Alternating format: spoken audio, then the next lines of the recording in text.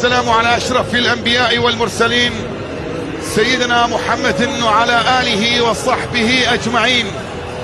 مشاهدينا الكرام متابعين قنوات الكأس أينما كنتم، مرحبا بكم